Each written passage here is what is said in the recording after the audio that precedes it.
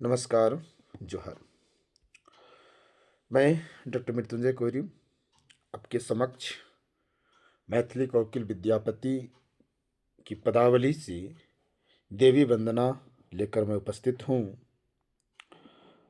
कविता प्रारंभ करने से पूर्व आपसे अनुरोध होगा कि यदि आप अभी तक मेरे चैनल को सब्सक्राइब नहीं किए हैं तो कृपया सब्सक्राइब करें, ताकि आपको इस तरह की वीडियो आपको तुरंत मिलते रहे और हमेशा आपके लिए मैं तत्पर हूँ।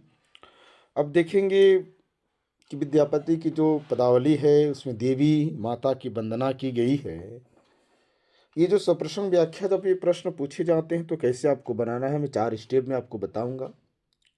सप्रश्न व्याख्या के लिए सबसे पहले संदर्भ आपको लिखना है। उसमें आपको लिखना है कि प्रस्तुत पंक्तियाँ आदिकाल की प्रतिनिधि वो मैथिली कोकिल विद्यापति की कविता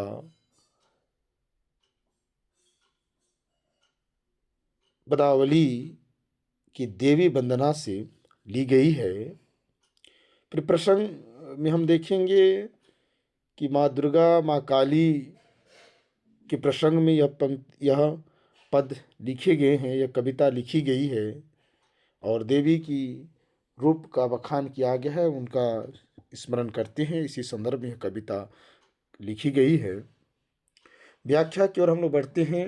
व्याख्या में देखते हैं कि किस तरह से देवी माँ की व्याख्या में हम लोग देखें, उसकी वंदना में विद्यापति लिखते हैं, कहते जय जय भैरवी असुर भवानी पशुपति वामनी माया सहज सुमत बर दे हे गौसानी अनुगति गति तू पाया। अब इसमें देखेंगे किस तरह से दियो मतलब दीजिए दो गौशानी, हे गौस्वामिनी भगवती, पाया मतलब पैर में, तुम्हारे शरण में। तो यहाँ पे देखिए कि कहते हैं कि जो पशुपति वामिनी माया, जो पशुपति अर्थात शिव जी, शिव जी की सहचरी महास्वरूपा भैरवी, कहते कि हे भैरवी असुर भवानी, भवानी मतलब संहार करने वाली, हे असुरों को भय देने वाली शिव की सहचरी तथा माया स्वरूपा भैरवी, तुम्हारी जय हो। हे स्वामिनी, तुम्हारा जय हो। सहज सुमति बर दियो हे गौसानी, हे गौस्वामिनी मुझे सद्बुद्धि का वरदान दो, अनुगति गति तू पावा। इस सेवक की गति तुम्हारे चरण तक ही है, तुम्हारे चरणों में मैं गति पाया हूँ। वासर रेनी सवासन शोभित चरण चंद्रमणि चूड़ा, कतवक दैत्य मारी मुँह मेलल कतक उगली करो कोड़ा। हे भगवती, हे माता, भासर रेनी सवासन शोभित चरण, जो आपके जो चरण है, सवासन मतलब होता है श्वासन, जिसको कहें कि आसन अर्थात मुर्दों का आसन, जो शोभित, जो शोभायमान होना, आपकी जो चरण है। वासर रेनी, रात दिन, रेनी मतलब होता है रात, वासर मतलब होता है दिन, तो रात दिन आपके जो चरण हैं वो शोभायमान होती है। मुर्दों का आसन में ही तुम्हारे चरण जो है शोभायमान होती है। चंद्रमुनि चूड़ा, और अब कहे कि चंद्रमणि, जो चंद्रकांता मणि, चूड़ा जो शिखर पर आप धारण किए हुए हैं, चंद्रकांत मणि जो है आप शिखर पर है, अर्थात तुम्हारे मस्तक पर चंद्रकांत मणि विराजित है। इसलिए कहते हैं कि तुम्हारे चरण रात दिन असुरों के शव के आसन पर शोभित रहते हैं, तथा तुम्हारे मस्तक पर चंद्रकांत मणि विराजित है। कितवक दैत्य मारी मुँह मेलल, और कहते हैं कितवक मतलब कितना ही, अनेक, मेलल मतलब रखा, मतलब कितने दैत्यों को मारकर तूने अपने ही मुंह में रखा, कितक उगली करो कूड़ा, और कितने को आपने क्या है, क्या कूड़ा मतलब नहीं कहते कुल्ला, कि कुल्ला करके उसे पानी जैसे पूरक दिया जाता है, ठीक वैसे ही कुल्ला करके और जो है उलग देने का काम आपने की है। और आगे कहते हैं, यहाँ पे अब कहे कि यदि साधारण शब्दों में हम कहें कि तुमने कितने ही दैत्यों को मार कर मुख में डाल लिया और कितनों को ही से दांतों से चबाकर उलग कर कूड़ा रूप में, जिसको नहीं कहते कूड़ा रूप में परिवर्तित कर दिया। और फिर आगे कहते हैं कि सामर वरन नयन अनुरंजित जलद जोग फुल कोका कटकट विकट ओट पुट पांडरी लीधुर फेन उठ फोका। सामर जो सांवला वर्ण जो है, वर्ण मतलब वर्ण, नयन अनुरंजित थी, उनके नयन जो है अनुरंजित मतलब रंगा हुआ लाल। जलद जोग, जलद जोग फूल को का मतलब बादल में लाल कमल फूले हो जैसा जो है। और पांडरी मतलब एक लाल फूल है, फोका मतलब बुदबुद, बुदबुदाना। तो इसकी बात यहाँ की गई है। अब यहाँ देखिए कि किस तरह से कवि लिखते हैं माता की वंदना में, कहते हैं कि सांवले वर्ण में रक्तिम नेत्र ऐसे लगते हैं मानो बादलों के बीच में लाल कमल खिला हो। तुम्हारे मुख से कटकट का भयानक शब्द हो रहा है और तुम्हारी ओष्ठपुट दोनों होंठ पांडुरी पुष्प के समान लाल है। और इतना ही नहीं, तुम्हारे मुख से रुधिर के जो फेन के जो बुदबुदे उठ रहे हैं उसकी बात यहाँ करते हैं। अब साधारण शब्दों में कहे तो जो श्याम वर्ण जो शरीर है, नयन अनुरंजित है, आंखें जो लाल है, और जलद जग फुलकों का, ऐसा लगता है कि बादलों के बीच मतलब काले बादलों के बीच जो लाल पुष्प खिला हो, ऐसे तुम्हारे नयन दिख रहे हैं।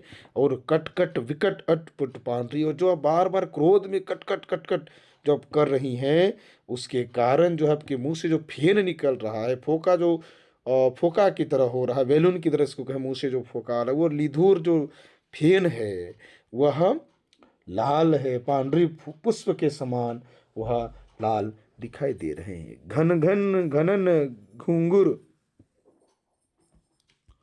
घन घन घूगर कत बाजे हन हन कर तू काता।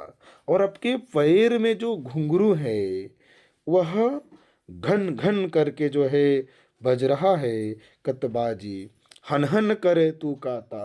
काता जो तलवार है, तुम्हारे हाथ में जो तलवार है वो इतनी तेज में तुम घुमा रही हो उसमें कि हन हन की आवाज़ आ रही है। और तुम्हारे पैर में जो घुंघरू है वो तुम जो क्रोध में चलती हो तो घन घनन करके जो है घुंघरू जो है कतबाजी जो घुंघरू की आवाज़ हो रही है। विद्यापति कवि तू पद सेवक पुत्र विश्रु जनी माता।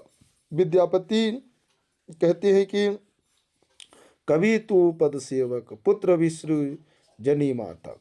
तो आप यहाँ देखेंगे किस तरह से विद्यापति जी कहती हैं